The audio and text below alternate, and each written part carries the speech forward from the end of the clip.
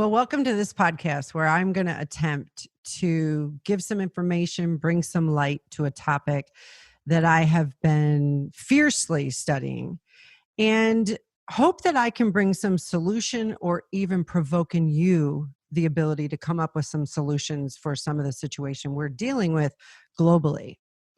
My disclaimer is that I'm not a psychiatrist. I'm not a psychologist. I'm going to refer you to a phenomenal book that I'm taking some of my information from. And I'm also pulling from information that I see in my millions of followers who interact with me on social media, the over 2,500 people who are in my inner circle mastermind, my own personal experience, and hoping that we can collectively come up with some insight on this topic. The topic I want to talk about is gaslighting and the current pandemic that we're in. Gaslighting is a concept that is actually kind of new. I'm going to open up a book that I have and recommend it to you. The book is called The Gaslight Effect by Dr. Robin Stern. If you're on my video, you'll actually see it. If you're on the podcast audio, just go to Amazon or type in The Gaslight Effect by Dr. Robin Stern. This is a situation, I guess it was an identification of behavioral patterns of abusers that Dr. Stern had seen and noted that no one had classified it. No one had quantified it. No one had said, this is what it is. Gaslighting can be seen as part of the behavioral destructive patterns of a narcissist, someone with personality disorder. But the other reality is that people can be gaslighting without knowing it. They can be gaslighting because they were trained by someone else to do so in order to get their way. They can be gaslighting as a compensating type thing, a self-protective thing. Gaslighting is when someone does a tango with you in a relationship. It can be an intimate relationship such as husband, wife, girlfriend, boyfriend. It can be a work relationship such as a boss or a coworker. It can be a family relationship such as a parent or a child. It can be happening with your neighbors. But it is a tango of constantly questioning. The gaslighter constantly questions the gaslightee till the point that the gaslightee, the person they're doing this to, questions their own perceptions, intentions, motives, events, etc. One of the things that's happening during this pandemic is not only an increase of suicide, but we see an increase of suicide amongst those who would be called social media influencers. And when I began to read this book, I saw that Dr. Robin Stern, 10, 12 years ago, her first introduction to talking about this was when Facebook was really concerned about cyberbullying in teens and young adults. Because now we were in a situation where you could post a picture or something and your friend could say, hey, you're just being overly sensitive, or you're being extra. But that wasn't enough. Now, all of a sudden, there's a dozen friends that you know who are also saying you're extra, and a bunch of strangers giving their input. And with teens and young adults, the studies have shown there's kids who are killing themselves, literally committing suicide, because of the combined effect of people saying they are something, or what their intentions were, or that their perception is off, or that they're broken or not enough, or all of these other different things, to the point that the person who simply was sharing a new shirt, sharing new earrings, sharing something they discovered is now questioning their own sanity, questioning their own motives, questioning their own perception, questioning their own reality. What's interesting to this as well is that a gaslighter is usually drawn into this kind of abusive battle by proving they are right. And what's interesting is that they will seek someone who will fight with them. So for example, if I put a shirt on and I love it and it matches my earrings, and you say you're extra today, Sandy, or that color doesn't look good with your hair, or a woman of 56 years old should not wear those earrings, that could be someone who doesn't realize they have gaslight behavior. But I become the victim of said abuse if I feel a compelling need to validate that I can wear this kind of shirt, that I can wear these kind of earrings, that I can be this when I'm 56. And I have to prove that that person's wrong. As soon as I seek that validation, I got to prove they're wrong. I could be sucked right into this destructive tango of gaslighting.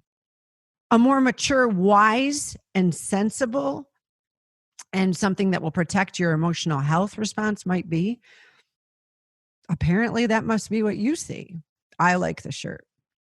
Well, you're entitled to your opinion. I dig these earrings. Well, good thing you're not wearing it because I am. Something like that, where you actually are showing, I don't need you to validate for me to enjoy my shirt. I don't need you to validate for me to understand I'm not extra. I don't need you to agree with me for me to feel like, I don't need you to approve of me, for me to feel like I am what God called me to be. And you know what? Because the person who gets drawn into this cares so much that people will see their true intention and they need to be validated, and they cannot handle this erroneous, and I'm calling it erroneous because these are strangers giving you an opinion. Never before in the history of mankind have we ever lived in an environment like we do with social media right now, where we care so much about what strangers think, where we got 397 strangers. We call them friends. Actually, you may know 210 of them, kind of. You met them in your lifetime. You may have 17 that you actually interact with regularly. They're at the gym, they're at school, they're at work, whatever. That doesn't mean they're your friends. And now we're randomly like. I don't like that one, not touching it. Like, oh, really? You're full of crap. Like, as we're going through our phone. And we are literally giving input to a bunch of strangers on things that don't matter. It's brought me to thinking whether or not we've been programmed for this or set up for this. Because now in a pandemic, mask or no mask, tested or not tested, we're literally in a situation where a healthy individual is referred to as a threat to someone else's safety. You got to understand, I have autoimmune conditions. So I have chemo infusion every 6 weeks for Crohn's and rheumatoid arthritis. I've never asked somebody to wear a mask to protect me. I will ask them to wash their hands. I'll tell you, when I was in Whole Foods the other day, I was like, I would have preferred that the government said everyone needs to wear gloves. Because if you don't wipe your butt right and you don't wash your hands and you come into Whole Foods touching the stuff I'm going to buy, I ain't going to care whether or not you had a mask on. If you cough into your hand or you touch something that somebody coughed on and you're not in the practice of washing your hands, I don't care whether you have a mask on, but that's just my side opinion. I'm sure somebody will tell me I'm extra. It's fine. I don't need them to validate me. But here's the interesting thing. I was noticing that we got a lot of gaslighting going on. You got people who will literally get into an argument all day, neglect their children, not properly educate their children who are now at home, not take care of their home, living in a situation where the validation for their sanity is how many people can I, like, you should wear a mask, as if we're doing our part. But if we wore a mask or didn't wear a mask, with conviction for our own decision, which is why we should vaccinate or not vaccinate. Both need to be handled responsibly. If you're going to wear a mask or vaccinate, or you're not going to wear a mask or you're not going to vaccinate, we need to responsibly be walking out those decisions. But the moment we go to social media and we're so irritated, or actually, let's get real, we feel insecure. We're afraid. We're afraid we're going to get sick. We're afraid we won't have any more choices. We've actually lost our job. We don't know how we're going to pay our bills. We don't know whether or not we should go back to work. We don't feel right taking money from the government, but we don't know how to rise above it. And what's happening is we are actually finding out where our inner strength is. Because I don't know about you, but nothing has quite shaked me like this pandemic. Not even being told I had a year to live 4 times has shook me like this situation. Not even ending a horrifically abusive marriage shook me like this. This is shaking me because the definition of what is normal is now being dictated by forces that I don't have control over. I still can decide what's normal for me. I still can decide what I want my life to look like. But now there's a ton of things that are beyond my control.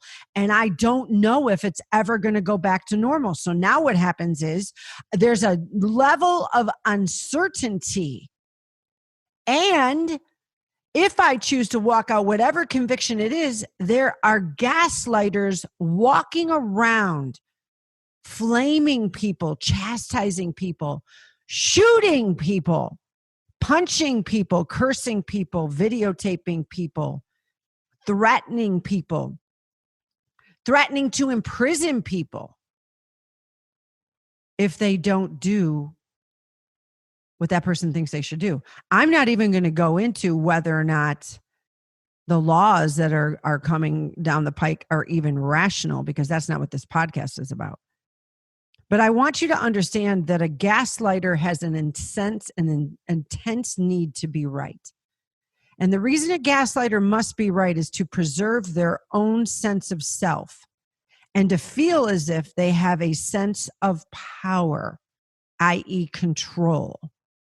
So now the gaslighter, and again, this is why people can do this without realizing they're doing it. If you realize you're doing it right now, please get this book and stop doing it. You've got to get yourself of control and preserve your own self with something greater than belittling someone else and needing to be right. That is a facade, and it will come and get you when you least expect it, because facades don't stand in the day of a storm. A gaslighter has to be right in order to preserve their own self-dignity, to preserve themselves, and to feel as if they have some sort of power. And a gaslighter has to feel like they're completely out of control.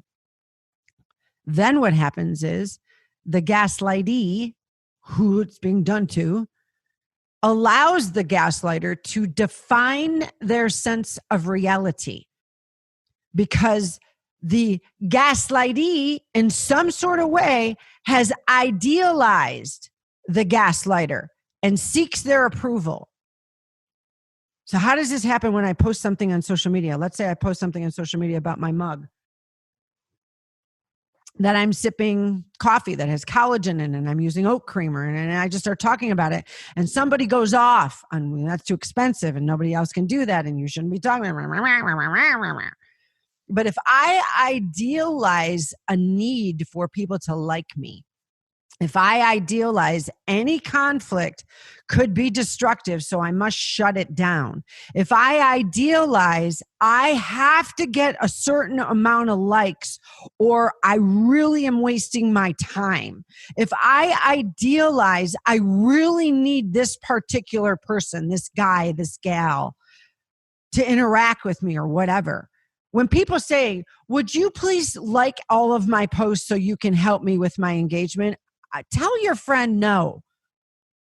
Tell your friend, I love you, I appreciate you, but I can't like every little thing you post because I don't even like that much about you, even if they're your best friend. You might like 75 or 50% about what they post, and they might be your BFF, but like you don't want to get into this. I have to mindlessly like because I'm helping my friend with their engagement. No, why do we do this crap to people? And here's the thing, if any part of you, even a small part of you, thinks you're not good enough by yourself, if any part of you ever has a small part of you, and I'm reading from this book, that feels like you need someone else's love or approval to be whole, then you are absolutely susceptible to gaslighting. And a gaslighter, whether they do it intentionally or not intentionally, are going to take advantage of that vulnerability. And they're going to make you doubt yourself over and over again. You know, the interesting thing about this book is that Most women who are gaslighted are competent, powerful, attractive, vulnerable, accomplished, but they somehow or another need validation from others to support their own reality and to preserve their perspective. That can happen after trauma. I understand that. We need to find, however, courage and clarity to refuse these crazy making distortions. We have to hold fast to our own reality. We have to trust our own perspective. And what the author of The Gaslight Effect, Dr. Robin Stern, says is we actually need flight attendants in our life. That isn't everybody in a Facebook group. That isn't all of your followers. That's not even your 20 best people you interact with on social media. These are people who are in your life in person, know you, and will give an objective input, are not always going to side with you, are going to tell you the truth, and really are great people to let you know whether the turbulence is just bumpy, like a flight attendant, or whether this turbulence is real. Buckle up or get off the dang plane. You get what I'm saying? When you and I don't need validation from anybody else for our reality or our perspective, that is now freedom. That doesn't mean you walk around with this bullish, I don't need anybody. No, that's called reclusive, and that actually can entertain witchcraft, quite frankly. If you would like me to talk in the spiritual part, gaslighting is witchcraft because you're trying to get someone else's will to change to validate your own. Gaslighting is a high level of codependent behavior. The pattern of abuse will definitely undermine your self-esteem. It'll get you questioning yourself. The torment will make you feel like you can't even trust your own gut reaction. Like you can't even trust your own memory. Like you can't even trust your own perception. And it can be absolutely, utterly paralyzing. I know this to be true. I've experienced this before. And part of the reason why I had to heal for several years after my divorce, and I'm continuing to heal, is one of the worst parts of gaslighting is how hard it is to identify. And you'll be slipping into confusion and self-doubt. You know what? And we have to ask yourself this when you're on social media. I don't care what you post, whether it's about the pandemic or not, but ask yourself, what has suddenly caused me to question myself? How has someone else or someone else's opinion caused me to supposedly care about my perception little, and for some reason someone actually made me feel awful and unstable? How did I get here?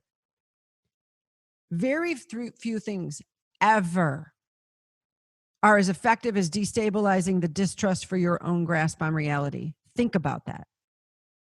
Could that be what's been happening with some of these illogical, unconstitutional actions that are being taken place in our world right now? This ain't a blue, red, Democrat, Republican.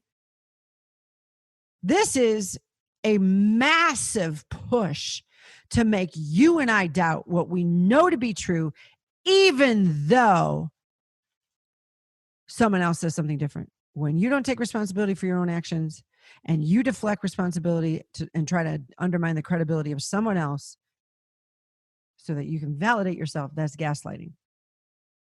We got to become aware of our own role in gaslighting as well.